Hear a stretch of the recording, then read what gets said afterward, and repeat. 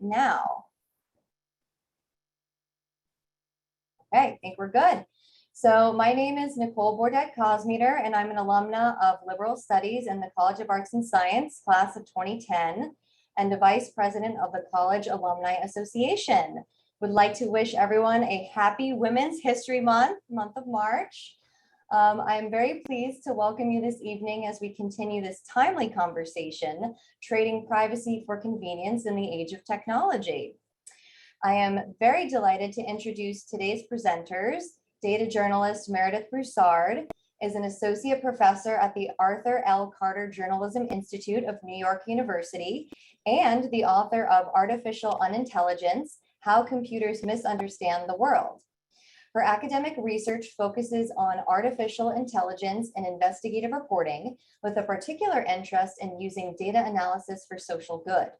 She's also interested in ethical AI and appeared in the 2020 documentary Coded Bias. She's an affiliated faculty member at the Moore Sloan Data Science Environment at the NYU Center for Data Science, a 2019 Reynolds Journalism Institute Fellow, and her work has been supported by the Institute of Museum and Library Services, as well as the Toe Center at Columbia Journalism School. A former features editor at the Philadelphia Inquirer, she has also worked as a software developer at AT&T Bell Labs and the MIT Media Lab. Her features and essays have appeared in The Atlantic, Slate, and other outlets. Welcome, Meredith. Thank you. It's so happy to be here. Yes, super excited to have you. And we also have Andrea Jones-Rooy, PhD, is visiting associate professor and director of undergraduate studies at NYU Center for Data Science, where she teaches their flagship undergraduate course, Data Science for Everyone.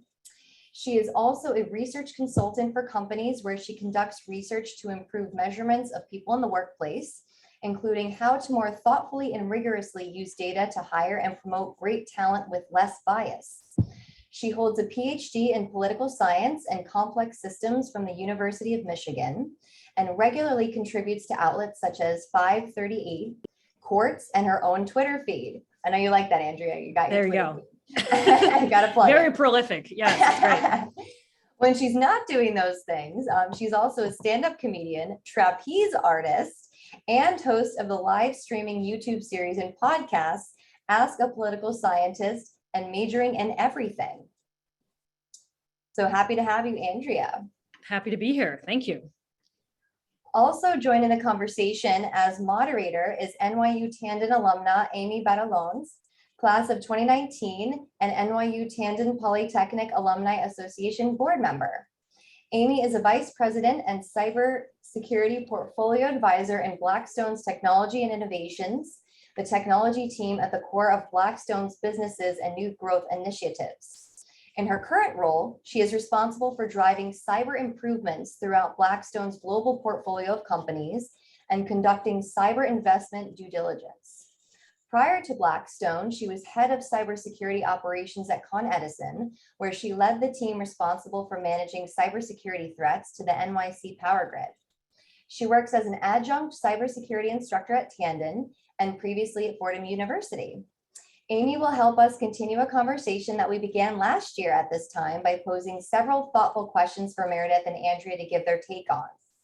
If time allows, Amy will also turn on the chat box and select a few questions from there as well. So we hope that our moderated questions will touch upon any questions that you might have, but please feel free to put those in the chat if that's not covered by the moderator.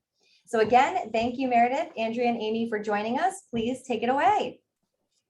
Thank you so much, Nicole. That was a really great introduction. Again, thank you everyone for joining us this evening. I think we have a great conversation ahead of us and a continuation from last year, and we got a lot of great feedback on that. So I'm just gonna jump right in and get started. We have a lot of great questions here, and as Nicole mentioned, if the audience has any questions, please put them in the chat and we'll try to address them as we go through our conversation today. So first off, I'm going to come in hot with a question about kind of what we're seeing in the world today. So these past 10 years, we've all witnessed the power of propaganda, false targeted info that has given rise to extreme division and such atrocities as a prolonged pandemic, the attempted prevention of a peaceful US transfer of power, foreign interference in elections, invasion of a neighboring country where many citizens of the aggressors don't believe death and destruction is happening, prolific extortion enabled by ransomware. I could go on, right? So with this backdrop in mind, what regulations do you envision are needed for the internet, all online business, social, health, et cetera, services that will stem the tide while maintaining free speech and press? So not to just come in hot Easy really question. here, Yeah, but good. let's jump right in. See, I think this is a great question because it's really about if I ran the world, what would I do? Which of course I have a lot of thoughts on. But let me just start with the idea of algorithmic accountability, because it is the topic that is most near and dear to my heart. And I think it allows us to kind of cover a lot of bases all at once. So the idea behind algorithmic accountability is that algorithms are being used to make decisions on our behalf, and this is increasing, but we need to hold these algorithms and their makers accountable, right? So we need to make sure that the algorithms are not making things worse, are not exacerbating bias, and also that they are consistent with existing laws. People often talk about, going back to first principles or making up new laws for the internet. And my feeling is we could just start with the existing laws and just implement those in digital spaces, perhaps with geographic constraints, and that would get us pretty far. So algorithmic accountability is kind of the big idea. And one thing I'm really enthusiastic about that's been introduced in the US this year, one of many, many bills, I think there are just dozens of bills around algorithmic accountability that have been introduced, but there is one from Senators Wyden, Booker, and Clark called the Algorithmic Accountability Act of 2022. And what this would require is algorithms and their creators to be held accountable, and particularly to do algorithmic impact assessments. So if there are algorithmic systems that are being used, companies would be required to assess the impact that these systems are having on users, on communities, and it would be a step in the right direction toward holding all of these decision makers accountable. I would just add to that to say, I think that's a great idea. And I'm like Meredith's hype person.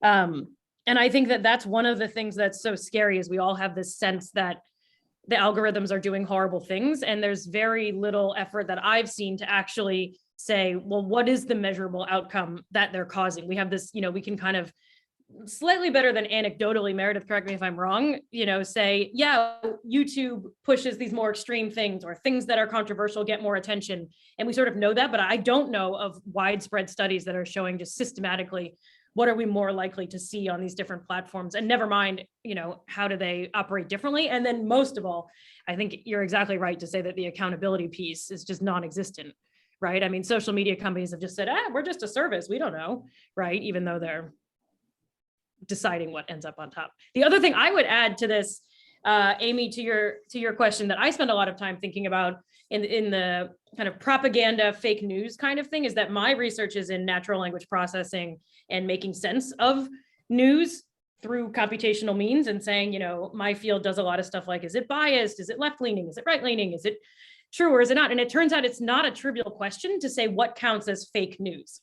And in political science, which is the field that I'm trained in, and now I'm in data science, in political science, we have a distinction between disinformation and misinformation. And we have a third debate about whether that distinction is even useful. And so I can't even keep them straight. One of them is, I think misinformation is you're wrong. You say something wrong on social media, or you're a news outlet that says something wrong and it was by accident. Whereas disinformation, I might have them swapped, is when you purposely are aiming to mislead. And one of the, in principle, those are useful distinctions. In practice, how do you tell what the intention of the person saying the thing was? And how do you decide what the actual capital T truth is? In some cases, it feels very obvious, but in a lot of cases, it's very difficult to say who gets to be the arbiter of what's true, right? Even though I personally have very strong views when I read something about whether I think it's true or not. And so the very question of detecting fake news or measuring the prevalence of fake news is really, really, or propaganda or whatever, is extremely challenging, and is something that predates the internet as well. Ever since we've had journalism, we've wondered about that sort of thing. Ever since leaders could make promises, we've wondered about that sort of thing. And it's we don't have lie detectors for humans. We also don't have lie detectors for text. Yeah, that's a great point, both of you. The gray line between disinformation, misinformation, and I think as a society, we all know that it exists, but understanding as consumers, when it's happening and how to discern, even from the algorithmic perspective, when to discern, am I being misled to any degree here? And I think that's really challenging for common users, and they have to increasingly become more savvy about these things, especially if regulations are going to lag this type of activity. One other quick thing I can add, not to talk about, I told you I could talk about question 1 until the end of time, but one other thing to add on this is I teach an upper level course here at the Center for Data Science for our data science majors on natural language processing. And one of the big things we talk about is that even the most sophisticated methods out there for natural language processing are very bad at understanding the context in which words appear, never mind the context in which sentences appear or documents. And so things that an article that might overall be correct or real information, we all know that a quote taken out of context can mean all kinds of different things. And so even deciding the unit of analysis of fake news is very, very tricky. We have manual fact checkers, and they really kind of go at the sentence by sentence level, and even that is not perfect. So our machines are very bad at understanding context. And so that's another big piece of it, is that is it fake full stop, or is it fake in the context of something else that they're trying to say? It's something I think that we need to inject more into the conversation about fake news and about fact checking is the fact that Facebook and I think a couple other places made a big deal about how they were implementing more fact checking after after all of the hubbub about misinformation on Facebook in the US, and they got a lot of credit for implementing fact checkers, but they only have fact checking in, I think, 17 countries. And they do not have fact checking in every language or in every dialect. They only have it in these 17 places, which I think we can safely assume that they are the 17 wealthiest countries in the world. So we really have to parse very carefully the claims that are made by social media companies around how much they are protecting users, because those claims are very, very carefully constructed. And we also need to look at the larger context and say, okay, even if you claim you're solving this one little problem, the problem is actually much larger, and we need to think about, okay, is it actually being solved in other contexts? And usually the answer is no. I can also add another thing to this, which is that detecting what's fake is a great start, provided we could do it. And yes, indeed, we should be able to do it. It would be nice if we could do it in languages that served far more people than the groups exactly that Meredith pointed out are likely served. The other piece that I have found in my own media research is that I do a lot of comparisons between, news in China versus news in the US, and news in that we think of as on the right versus on the left in the US. And most of the time, what's being reported is not wrong. It's not factually incorrect. It's the prioritization of different pieces of information that's different. And so in media, we talk, in political science research on media, we talk about issue salience. And so what we decide to put on the front page of our paper, even if it's factually right, can be something that reflects our underlying views and misrepresents the conversation as a whole. So think of things around COVID and ivermectin and climate change and all of that. It's not necessarily fake news itself is a problem, but also just prioritizing information that is not reflective of our understanding of the world, is something that's also problematic. And so it's rarely the case that, especially these formal outlets, are getting away with bold-faced lies. It's much more subtle than that, because you don't want to get flagged by the rudimentary sensors that we do have. Yeah, go ahead, Meredith. No, go ahead. Oh, well, I was going to say in media studies, we have frame theory, which looks at what is the framing of a news article. And my colleague Jay Rosen talks a lot about the truth sandwich as a way of combating fake news and combating inappropriate focus. So the idea is you say the thing that's true first, and then you repeat the false statement, and then you say the true thing again.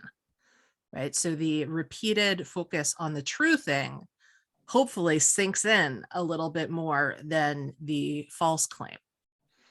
Because you do have to think about the stickiness of false claims and how when somebody hears a false claim, if it gets lodged in their head, if it's a particularly well-told story, they're going to have a really hard time getting rid of that false belief.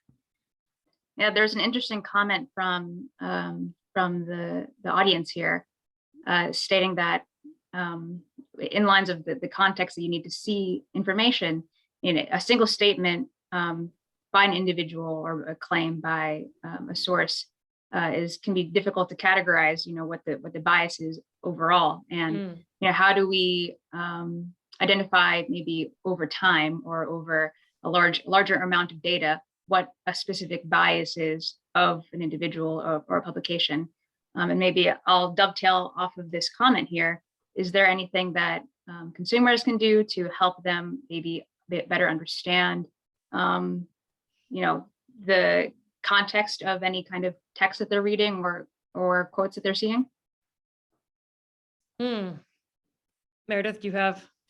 Well, I have some kind of general advice, which is, this is going to sound kind of ridiculous, but I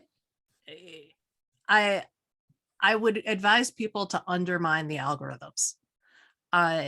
Use an ad blocker, go in, look at your social media profile, look at your advertising settings, and turn off all the tracking, turn off all the ads, all the segments that you've been put into, and then unfollow.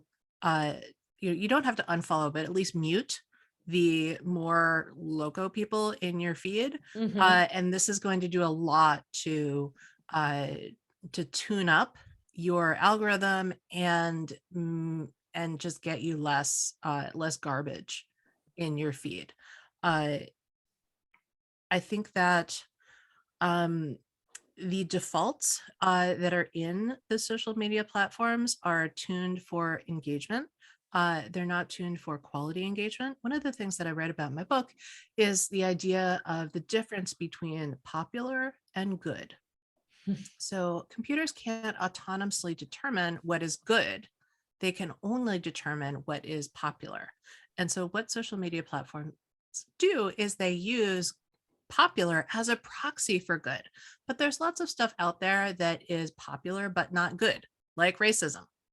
Right? So popular is not a flawless metric, and you just have to kind of empower yourself to understand how the algorithms work and then kind of tweak them so that they're working for you and not flooding you with stuff that you don't want. Meredith, can I ask you a question on that? I don't know if I'm allowed to ask questions, Amy, if I'm stepping on your toes. You have permission to ask questions. Thank you so much. I feel like I'm in court now. Like, oh, Your Honor, if I may approach the witness. Meredith, I had a friend ages ago who purposely tried to undermine the algorithm by following news outlets that typically reflected multiple perspectives. So, and this was back in the days of Facebook. So he joined groups that were in his particular case, pro-Israel and pro-Palestine, to mess with the algorithm and make sure he couldn't personally get profiled and things could happen, but also to make sure that his feed was more balanced. Does that do anything? He would then mute everyone, but it. Yeah, I it seemed extreme to me. Yeah, I think that unfollowing a lot of things and like not being a lot of groups actually is a little bit easier. I really like tools that, so journalists have published a lot of tools that let you look at what is the discourse on either side of the fence. I'm trying to think of who has one. I think the Markup has a tool that allows you to see what are the major conversations happening on the right and the left, because they took a bunch of volunteers who said, okay, you can have access to my Facebook feed, and you can see what are the things that are being suggested to me. And they categorize those users into right-leaning or left-leaning, and then they get a picture of what are the top pieces of content that are being pushed on either side. So I think tools like that are actually more effective than one person's feed, because that tool is looking at multiple people's feeds, right? And so there's just a lot of ambiguity about what goes into your personal feed. And so the tools that aggregate multiple feeds tend to be a little more illuminating. What do you think about those services? I can try to find a link if that's helpful, that aggregate headlines, I believe, from around the world and put them in sort of like a heat map kind of thing to say how big they, so you can see what topics are trending. And I glance at those every now and again, and sometimes surprised because there are topics that are big that I haven't heard, whether it's because I'm in a US media system or I'm on a certain political channel or whatever. Mm-hmm. Is that the thing that kind of aggregates news headlines from around the world? Yeah. It's like something minor. Something like that. I'll try to find a link and drop it. I didn't Yeah, anticipate it's got an talking about this. interesting Yeah. name, and it also has an interesting pedigree. Mm. So maybe maybe let's find the link and we'll talk about it more specifically, because it'll be more fun for all of you if you actually know what we're talking about, as opposed to us being like, oh yeah, that thing that I think is on the internet. Yeah. Sounds like a pretty cool thing, though. I wish It's a pretty cool thing. I'll find it. It is a cool thing, yeah. I used it in one of my classes, but I can't think of the name now. But one of the reasons I bring it up is that, Amy, to your question about what can consumers do, I mean, I think undermining the algorithm is a brilliant idea, and I would defer to Meredith on any of that. And even, I don't know if you all, if when you do that, if you say, I don't use tracking ads and so forth, a lot of apps will then come screaming at you and be like, we really need this. This is how we make a profit, blah, blah, blah. And they'll beg you to turn it on, which is a sign to me that we should definitely turn them off. So there's that. But the other thing that I try to do, and this is where I just don't know myself, but I as a consumer of news, I try to be aware of, if I'm only reading things that I agree with, that, it's very easy to say, oh, there are filter bubbles, but not be cognizant of one's own filter bubble. And so in principle, I try, and I'm Meredith, I'm curious how this fits in. I try to follow people who are slightly left. Again, this is a very American take on this, but people who are slightly left of me and slightly right of me, because I feel like if I agree with everyone I'm reading on the internet, whether it's news or my peers, that I'm maybe missing the story. But that's not to say that because then I worry about getting into both sidesism. Just because I disagree with someone doesn't mean I should be listening either. So I don't have a good answer, as I'm a kind of lost consumer as well, but I do get nervous that I tend to agree with most of what I read, right? Which seems like it's not the way to do it. Yeah, I think this conversation here is a good, as well as like this slight paranoia of removing yourself from the internet and all that stuff. That speaks really well to me, because I'm a cybersecurity person, and we like to remove ourselves as much as possible from the internet. But yeah, I'll dovetail that into the next question, which is actually, can I interrupt? Can you tell us? You're the cybersecurity expert. Yeah, you tell us. We want to hear about you removing yourself from the internet. Yeah, so I'm sure there are a lot of people who are interested in removing some of their own traces. Sure. So okay, I'll just give a few pointers here. So, I mean, one really easy. I got a yes from the audience. Yeah. So, I mean, probably the easiest thing, right, is to just Google yourself first. No, I can't do that. Yeah. Google yourself, and but you'll be surprised to see, oh, these accounts that you opened up when you're a teenager or something that never got removed from the internet, and now maybe someone else is using it, or it just has information out there about where you used to live or your family that you didn't remember that you had shared, decades ago. So I Google myself every now and then to make sure that, I don't have any, old email accounts or anything like that I've forgotten about. That's a great way just to keep your hygiene low. Typically, like a threat actor would be doing that if they wanted to target you anyway. So you can just do the research yourself, see what's on you out there, and remove what you don't want to be there. So I'd say that's number one.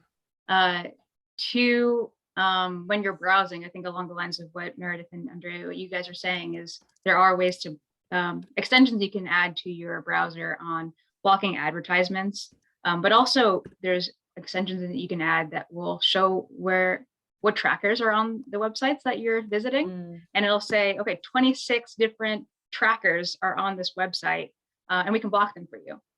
So I'm like not endorsing anyone in particular, and some of them are free. People are interested in those, you can message us afterwards, and I can provide some that I used. So there's things like that to protect yourself from kind of the marketing type stuff. And then just a regular plug for password hygiene. So threat actors will, let's say, for example, I'm just gonna pick on LinkedIn because it's happened in the past. LinkedIn has a breach and your username and password gets sent around. Thanks, Lee, for sending that in the chat, by the way. I use those as well. Any case, let's say LinkedIn gets hacked, their password and email combination is now out on the internet. Threat actors will have scripts that will automatically use that to log into a bunch of different sites. And that's where they'll continue to harvest information and build a profile on you on the dark web. So as much as you can just have different passwords for these throwaway accounts, like I think people think that your throwaway accounts are things that you can have the same password on, but those are the ones that are going to get breached. So I'd say password hygiene is really a practical thing as well there. Okay, how do you keep track of all these passwords? Yeah, so Password manager. Password manager. Okay, all right. I would say in the past, I wouldn't have wanted to use one, but now they're pretty secure and they're safer than having the same password across different things. And then there's a website that you can actually check to see if you've been if your email has been part of a internet breach. It's called Have I Been Pwned? I'll put it in the chat. And actually what you can do here is you can put it in the chat here. You can, Rodine's on it, she already knows. Nice. You can put in your email or your phone number, and then it'll let you know if your email has been part of any breach of a public website. I recommend you go and change your email password after you find yourself there. I did a tiny bit of teaching on, I don't know if our linguistics listeners or viewers are up on Zipf's law, which is to say that language is power law distributed. So some words we use all the time and most words we barely ever use. So the, of, and, right, up here all the time. It turns out they used, some researchers used some password data leak to evaluate password usage. And it turns out passwords also follow Zipf's law, at least among English speakers, which is to say a few passwords are used a whole bunch of times. So if you think your password is unique, statistically, it probably isn't, is another thing to consider. Also, I found the news aggregator website, so you can know what we're talking about. Oh, Newsmap. Okay. Newsmap. I don't know if this is the one I was thinking of. And then up here, the second link has a little description. All it is a visual aggregator of Google News headlines, so that we're already at the mercy of some algorithms, but it's I don't know, an interesting way. It's kind of fun to watch it change over time. Fun/depressing. Oh, Yeah. So I will definitely check that out. I was thinking of a different one. Also, here's something interesting about Google News. Google News is actually only a subset of news organizations. So let's say there are 1 million news organizations in a country. Well, there are only 547 of them in Google News. So somebody has gone through and said, okay, this is a news organization, this is not a news organization. So in one way, Google News is really helpful because it does categorize organizations that are news or not news. And we have other things I think there's something called NewsGuard or News Light that says, all right, is this news or not news? Is this a professional journalism organization, or is this just somebody with a blog? Both of which are totally valid modes of communicating. It's just that one is professional and one is not. So at any rate, if you're expecting Google News to have everything, it actually doesn't. There's a bunch of things a bunch of news organizations that don't necessarily make it to Google News. I will also add that something I shout at my students all the time in Data Science for Everyone, which is our intro course in the data science major, is that the data existing is a reflection of what we think is important. And I would say, Meredith, you know more about this than I do, but news existing is a reflection of what we think is important. So even if we get all the news sources, we're actually reflecting what journalists think people want to read, or what editors think is worth paying attention to. And yes, there's the bias and the political bias thing too, but there's just overall, attention to racism has not been particularly high. And that might be a reflection of who's in the newsroom in the first place. And so just because it's on the news and it's correct, doesn't necessarily mean it's giving us a picture of what's going on. Oh, I'm so stressed out. Yeah. Just stress myself out. Yeah. Okay, so in interest of time, I'm gonna get us going here. I'm going to skip around a little bit on our script here just to make sure we can cover all the topics. Okay, so this next question here is about the exchange between privacy and convenience. So what concerns you most about the exchange of privacy for technology-enabled convenience? What's the most, what keeps you up at night in regards to this kind of concept or this exchange? So this is a good question. And I feel like the answer is going to differ for different people, because different people have different thresholds of privacy and convenience. I used to be a super privacy all the time person, and increasingly I find myself giving that up for some convenience. So things like storing your credit card data on a site. At the beginning of the online shopping era, it felt like, oh, this is so convenient. I'm just going to store my credit card data and it's just going to be there and I'm going to be able to buy whatever I want whenever I want. And then we started getting into the era of data breaches. And I think it was a Target data breach that really brought it home to everybody that, hey, your credit card information could easily be stolen, that data breaches happen all the time. There is a really terrific book by Josephine Wolf called By the Time You Read This, It Will Be Too Late. It's about cybersecurity and data breaches and policy, and I highly recommend it to everybody. So I feel like it's important to have a personal threshold of privacy and convenience, and to be aware that, okay, if you are, say, storing your credit card number somewhere, you're going to have to change it periodically, or it is probably going to be breached at some point. Maybe you want to think about, and you know what, Amy, this is more of a question for you about like, what do you recommend that people do in this situation? Because my recommendation is always like, well, kind of understand what is the likely level of security on the site. Like, is it likely to be, to have state-of-the-art security, or is it likely to not? But I feel like a cybersecurity professional has much better advice in this realm. Sure. Yeah, I'll say that it's really a measure, as you're alluding to, a measure of risk and convenience, right? I was in the same boat where I was I'm probably more paranoid than most, but super not keeping any of my information on the internet, things like that. And simply, it's really convenient to have your credit card stored. So understanding, what is the risk there? Okay, the risk is my credit card number might get stolen. Okay, but what I can do is, if that happens, I know that I can call Chase or whoever has my credit card and they can fix it just fine, right?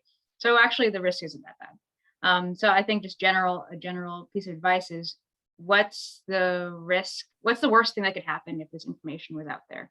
And is there a remediation that's available to me that will make it not that bad? And that's kind of the measure that you take. So the credit card one is a pretty simple example, but I go back to your having the same password across many different websites. Okay, that's really convenient to do that, but the risk is extremely high. If one site gets hacked, then you can pretty much say that all those sites got hacked. Okay, risk reward here is poor, therefore don't do that. So I'd say, just in general, word of advice is, whenever you're entering any information that's kind of attributed to you or attributable to you, what's the risk of putting it out there? What's the worst thing that can happen? Not to be all doom and gloom about it, but that's how you got to think. What's the worst that can happen if it gets released, and is it that bad? If you don't, for some people, Meredith, as you said, some people, they're more okay with having that information out there, and that's their choice. For some others, you're not comfortable with it, and that's also fine.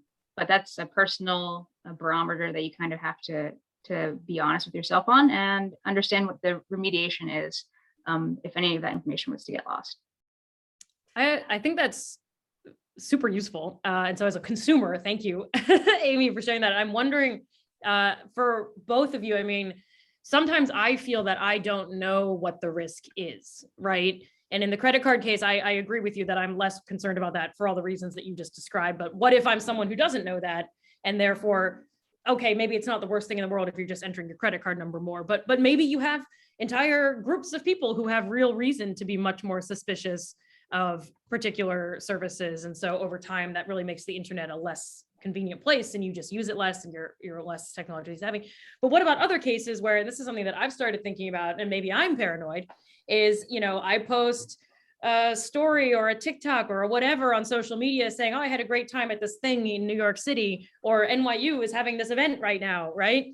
Am I inviting a potential, horrible event by broadcasting to the entire world where I am and when, right? I mean, right now this is a Zoom event, but what if we were in person? Not that I'm fancying that anyone's after me, but or flattering myself to think that they would be, but it's some of those where it's so unknown, right? That you don't know what that information could lead to, and I don't know that any of us know how to think about that. But if you do, please tell me now. Yeah, that is a challenge, and I think that again, it's like you can't be 100% paranoid about everyone all the time that they're out to get you. But, I think just the situational awareness is really important. Mm-hmm. So, and what goes into the context of situational awareness is, okay, what for me personally is a challenge or a risk that I can't have compromised, right? If you're a big name celebrity, right, what you can't have compromised is your location at any given point. But me as like a regular person, probably it's fine, but I don't want to have information out there, right? So then you start kind of measuring it to that level. So I think it really is this situational awareness of who you are, what your current circumstances are, and would this activity, be it something on the internet or in general, sharing, would it be, is there someone out there, or is there any entity that you think would pose an issue if they had that information? And I think in most circumstances, again, I'm paranoid, but in most circumstances, like having a shopping website have your address, maybe the risk there is that other places might have your address, but then just have, again, situational awareness of these websites have that information. I'll be on the lookout if there's any breach. Keep an eye on the news, and generally you'll be okay. And I'll also add that most places, like large companies, if ever your information does get breached, they'll offer things like credit protection and monitoring and things of the sort. I think that in that domain, we've gotten better with protections of the consumer. You guys know that we have a lot of ways to go as well, but I think we are better than we were, say, even 10 years ago.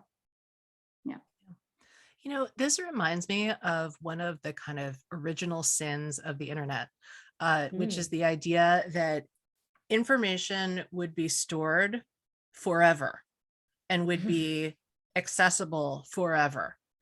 And it's a really attractive idea that, we would be able to look at where has Andrea Jones-Rooy been on every Saturday night since, 1999. Like, yeah, we could find that. It's kind of cool. Fascinating. To be able I'll tell you that. Yeah. I'm sure your Saturday nights are more exciting than mine. I'm here at home with the dog. But the problem is that that was short-sighted because it was a concept that people came up with when not everybody's on the internet.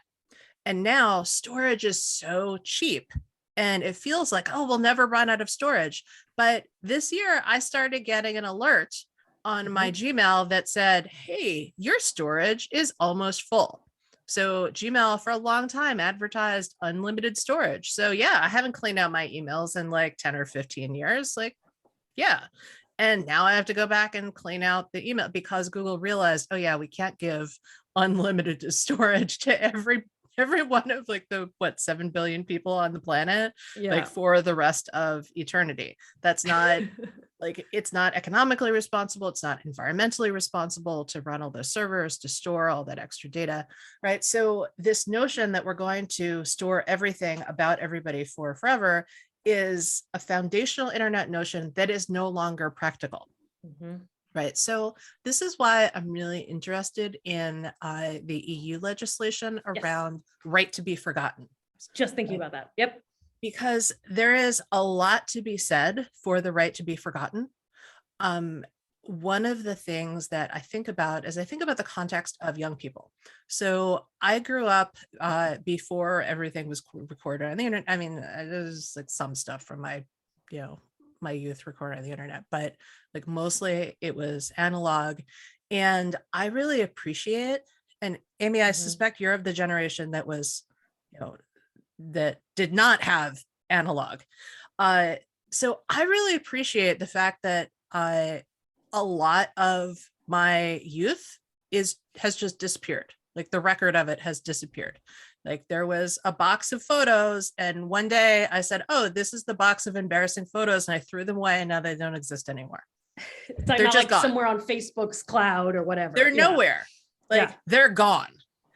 I really appreciate that. And what I appreciate about it is I appreciate the opportunity to change, the opportunity to grow and change and not be haunted by mistakes I made in my youth. And I also appreciate that the young people who I work with at NYU are going to make mistakes. I mean, that's one of the things we teach them. We teach them, okay, you have to fail on the way to succeeding. And it's okay to make mistakes because you learn from them. But if we're tracking everything all the time, then people are worried about making mistakes. And they're worried about the mistakes following them.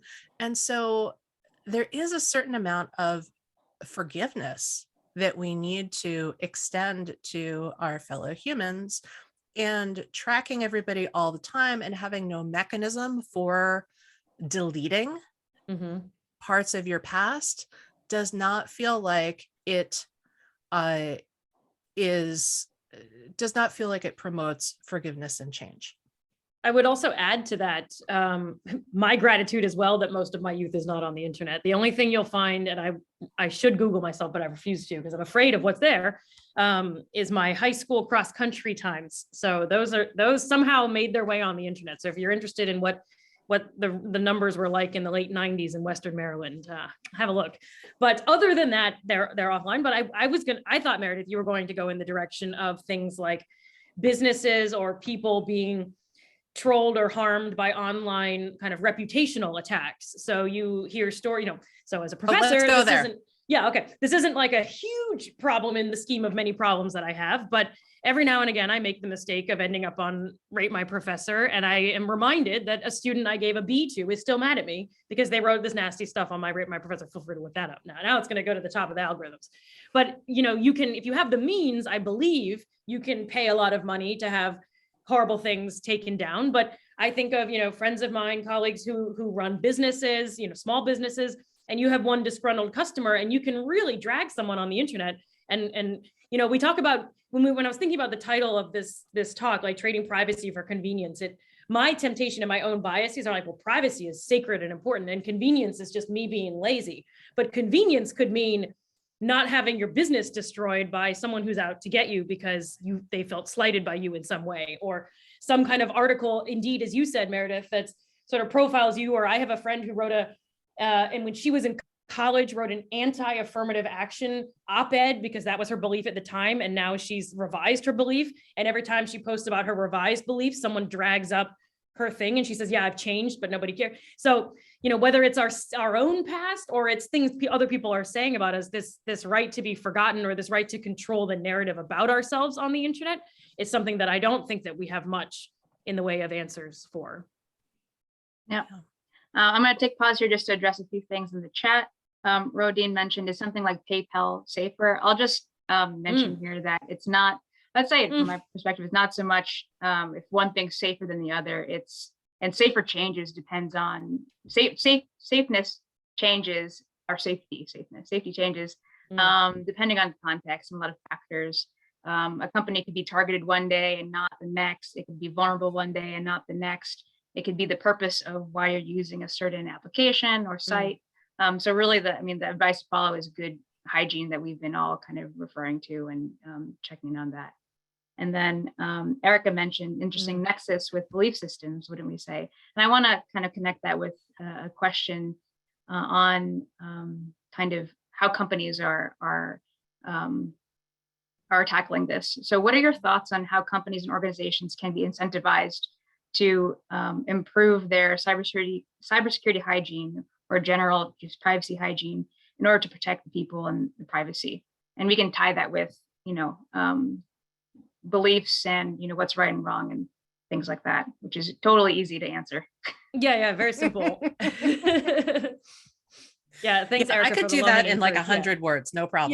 Yeah. Well, let's just tweet our responses. Oh, perfect. Yeah. I only need a few characters. Yeah.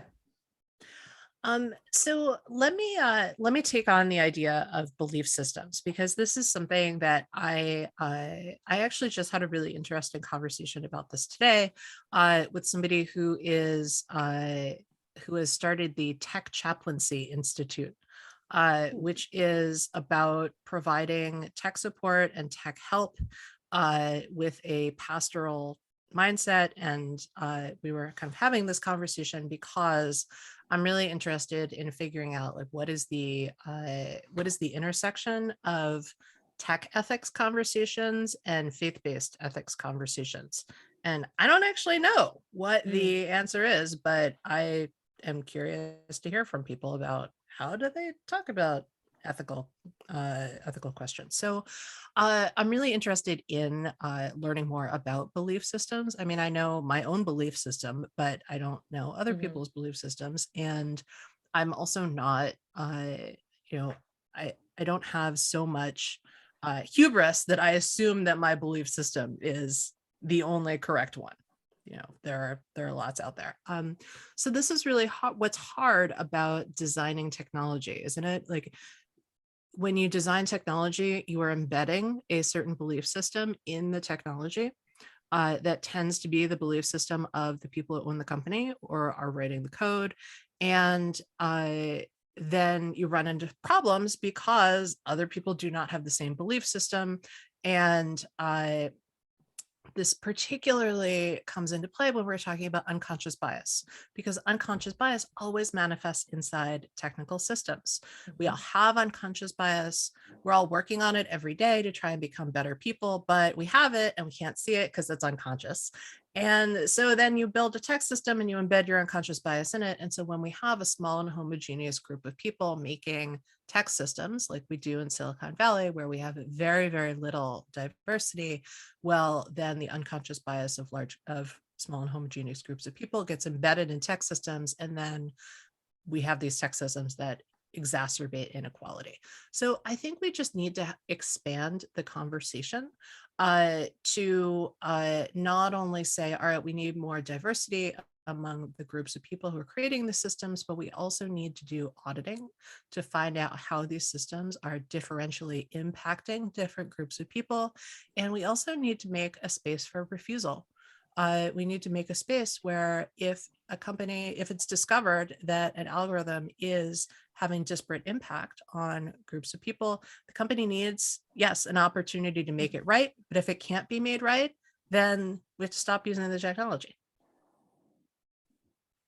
Is that where it becomes to like a personal boycott? Because that kind of feels like the move that we have until legislation gets passed, right? Is that like, well, I think Facebook's not doing a good job with these things, so I'm just not going to use Facebook anymore. People say, oh yeah, I'm not going to use Facebook anymore. Like, you're still using Facebook. Like, yeah. I literally am on just on Instagram. Or you're using Instagram or you're using Messenger, like, guess what? You're still using Facebook. Like, my kid says, oh yeah, no, nobody's on Facebook. I don't use Facebook, but like, he's on Messenger. So, he's on Facebook. Well, and that's where, So- again, this idea of convenience that I, naively dismissed as something that makes my life easier is like, you actually may not have a choice. We can't opt out of Gmail if we want to keep our jobs at NYU, right? Because it's powered by Gmail. And so we almost don't have an ability to opt out of these. Yeah.